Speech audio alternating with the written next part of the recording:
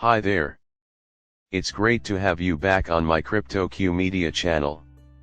Anyone who has been following the headlines regarding our global monetary system, whether they are crypto investors or holders of XRP, should know, currently, the banking system is experiencing a shift in power as a result of Operation Sandman. For those who are unfamiliar with the nature of Operation Sandman, this serves as the comprehensive summary. More than 100 nations have banded together in Operation Sandman and committed to selling all of their U.S. Treasury assets at once in an effort to devalue the U.S. dollar to zero. You had just 2 weeks' notice before the story became public, so get ready. At this very moment, although the 2-week notice and get ready seem excessive, it is probable that just a little level of emotional investment is taking place. A deeper inspection, nevertheless, leads me to believe that Operation Sandman is already in motion. In fact, I think it's ongoing right now, and BRICS are the main ingredient. That is our goal. The BRICS should be closely watched. When the United States first announced sanctions, I was one of the most vocal opponents.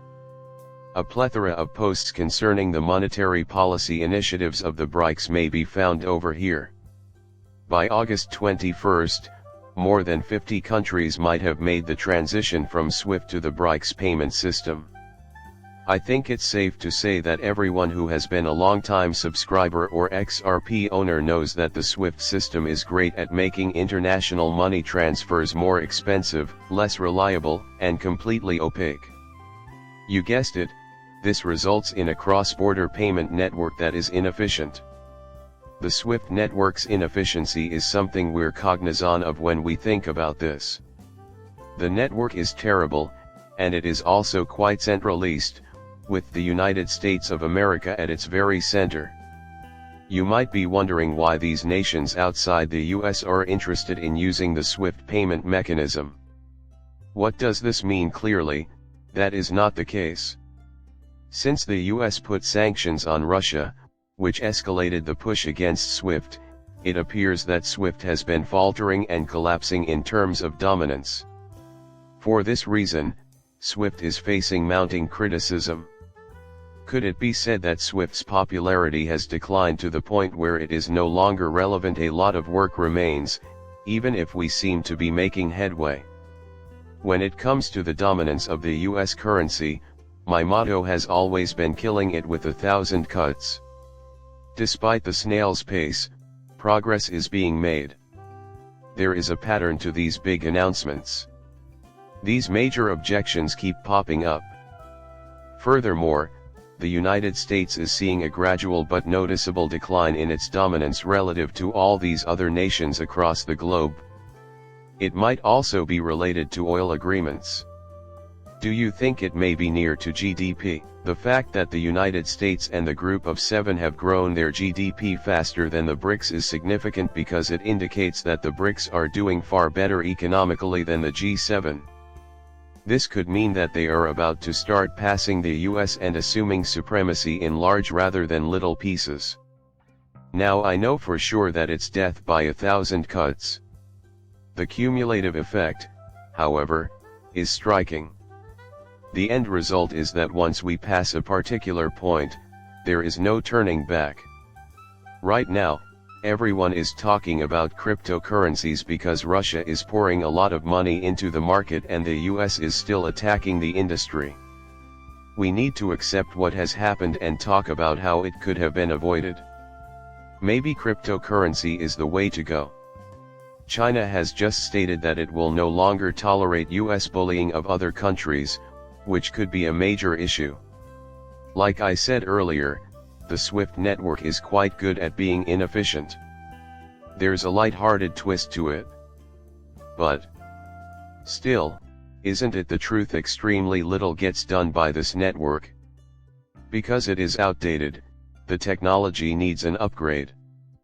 But presently, who precisely is going to utilize SWIFT? It seems quite unlikely that any nation will be interested in implementing SWIFT, considering the United States' ongoing supremacy in this domain. the major thing that's going on right now. We are really fighting a financial war with these countries. Because the US controls the dollar, a reserve currency, they are tired of being a puppet for the US. The effects of American policy on these nations' economies appear to be amplifying. Because of this, while we focus on this, the United States bullying tactics have worn these countries down to the bone. This is why the United States is encountering such formidable resistance. Furthermore, sanctions ought to be the center of discussion. Everything began with just one spark, and the fire spread rapidly thereafter. Currently, 126 nations are convening here to contemplate quitting the US dollar. I cannot stress how important this is. We don't know how many countries are thinking of joining the network, but a lot of them have shown interest, which makes a big difference when combined up. Can it be done? Would 1,020, 3,040, and 50 work? Unfortunately, we are clueless. Regarding Operation Sandman, 126 of the over 100 participating nations intend to convene in order to discuss the prospect of foregoing the US currency. This is particularly the case close to where they will be meeting. Although it is not the primary topic, the US dollar will surely be mentioned. The BRICS, though, are the major attraction here, and that's important if you pay attention to the BRICS actions, otherwise, you'll be kept in the dark by the mainstream media. The primary objective is to let go of the controller. China also made a dramatic announcement, becoming Saudi Arabia's largest oil client and accounting for more than 20% of the kingdom's total exports. This is the most recent defeat for the US. As I indicated before, we are starting to see the BRICS nations progressively seizing power as more and more deals and announcements involve them. Nevertheless, it does build up over time. On top of that, it seems like the US is doing little to fix this problem right now. For that reason, we closely monitor the moves made by the BRICS nations, particularly China and Russia. What is their intended direction? Meghan is totally to blame for this. Russian Ambassador Alexei Urkov has already informed the outlet that there are ongoing concerns surrounding money transfers between Russia and Turkey. The economic and trade ties between Russia and Turkey are being systematically undermined by Western nations. Problems with Russian-Turkish bank transactions must be resolved immediately. We still have no idea when this issue will be resolved.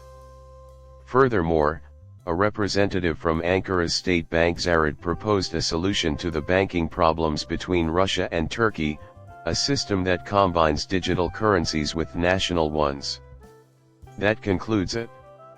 The decentralized digital currency that may be transacted in an instant, the FPS of the Bank of Russia is open 24/7 and provides a wide variety of services, including the following: the opportunity to pay for products and services, taxes, and purchases, the ability to quickly transfer funds between accounts held by other banks through mobile phone numbers, and much more besides. This is their method for making fast payments. First of all, as previously stated, such systems will proliferate on a worldwide scale. The era of digital banking is quickly coming to a close. The entire global monetary system is bracing for a transition away from paper money and other paper-based procedures and towards digital money, particularly tokenized digital currencies. I can confirm that. There is no plot involved. A number of folks have been bringing this up as of late.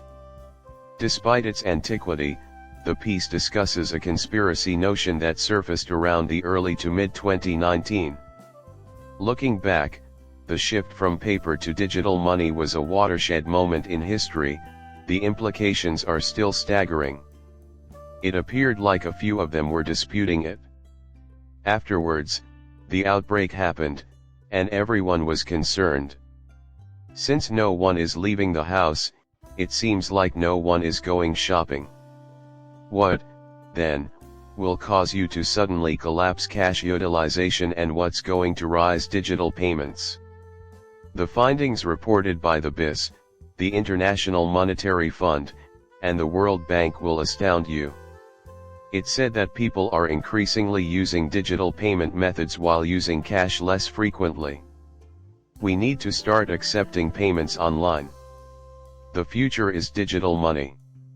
In order to reveal the excellence that have been somewhat set up, your attention in seeing my web video is greatly appreciated. For the time being, I ask that you like and subscribe to my channel.